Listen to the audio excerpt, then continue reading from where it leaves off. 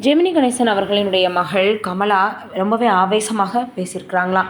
அப்பாவை பிளாக்மெயில் செய்து எங்கள் குடும்பத்தை கலைச்சதே சாவித்திரி தான் அப்படின்ற மாதிரி நிறைய விஷயங்களை பேசியிருக்காங்க. அது என்னென்னு வீடியோக்குள்ள போய் பார்த்து தெரிஞ்சுக்கலாம்.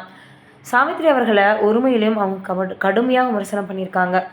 சாவித்திரி அவர்கள் ஆந்திர மாநிலம் குண்டூரை சேர்ந்தவங்க. 45 வயதில் காலமானாங்க. 1950 பிரபலமாக இருந்தாங்க. அதிக சம்பளம் வாங்கும் நடிகைகளில் ஒருத்தவங்க. தெலுங்கு சினிமாவின் ராணினே அழைக்கப்பட்டாங்க. நடிகர் திலகம் சிவாஜியை போல் சாவித்திரிக்கும் நடிப்பாற்றல் இருப்பதால் நடிகர் திலகம்னு ரசிகர்கள் எல்லாருமே அவங்கள கொண்டாடினாங்க.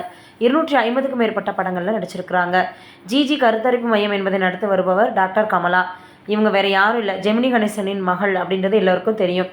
அதுபோல் ஜெமினி அவர்கள் தன்னோட நடித்த சாவித்திரி திருமணம் செஞ்சுக்கிட்டது எல்லோருக்குமே தெரிஞ்ச விஷயந்தான். ஆனால் சாவித்திரி குடிக்கு அடிமையாகி ஜெமினி கணேசன் தான் காரணம்னு, ஜெமினி கணேசன் தனது குடும்பத்தை பெரிய சாவித்திரி தான் காரணம்னு இருவிதமான தகவல்கள் வெளிவந்த வண்ணம் இருக்குது. இந்த நிலையில் சாவித்திரி ஜெமினி கணேசன் விவகாரம் குறித்து மூத்த மகள் கமலா என்ன சொல்லியிருக்காங்கன்னா, சாவித்திரி ஒரு ராத்திரி கொட்டு மலையில் எங்கள் வீட்டுக்கு வந்தாங்க. அவங்க கெட்டு போகக்கூடாது என்பதற்காக தாலி கட்டி எங்கள் அப்பா ஒரு அந்தஸ்து கொடுத்தாரு. அவருக்கு தமிழே பேச தெரியாது, கையெழுத்து போட தெரியாது. இதையெல்லாம் என் அப்பா தான் கற்றுக் கொடுத்தாரு. எல்லாத்துக்கும் மேலே கார் ஓட்டமும் சொல்லி கொடுத்து சாவித்திரியை கௌரவமாக வாழ வச்சார்.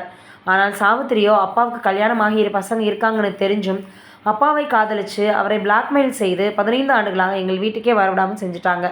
எங்கள் குடும்பத்தையே கலைச்சிட்டாங்க சாவித்ரி அப்படின்னு அவங்க ரொம்பவே கொந்தளிப்போடு சொல்லியிருக்கிறாங்க. உண்மையிலேயே அவங்க சொல்லியிருக்கக்கூடியது ரொம்பவே கஷ்டமாக தான் இருக்குது அப்படின்னு இதை கேள்விப்பட்ட எல்லோருமே சொல்லி வந்துட்டுருக்காங்க. நீங்கள் என்ன நினைக்கிறீங்கன்னு கமெண்ட்டில் சொல்லுங்கள்.